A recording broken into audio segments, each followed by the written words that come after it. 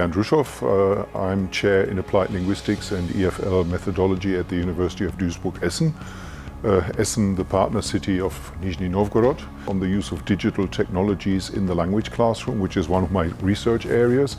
So what we're doing here is we're exploring different options of using digital technologies, apps, software programs, creative material in a language learning context. So we're dealing with language learning methodology, with the principles of language teaching and language learning, and see how that can be matched with creative and innovative use of technology in the language classroom.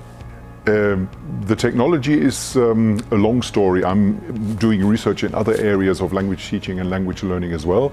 But as far as the technology is concerned, I actually started working with computers in language learning as early as the 1980s.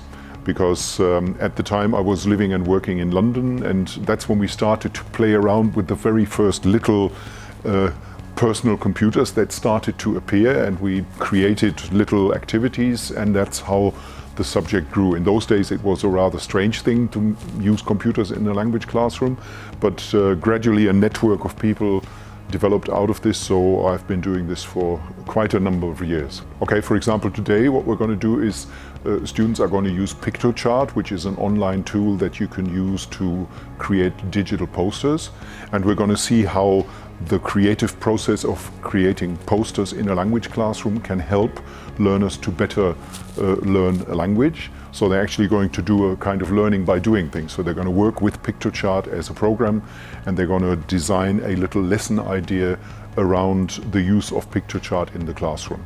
Another example would be we very often, also in this class, use interactive tools that allow students to give immediate feedback on what they've learned and brainstorm whether they've understood whatever was done in a lesson.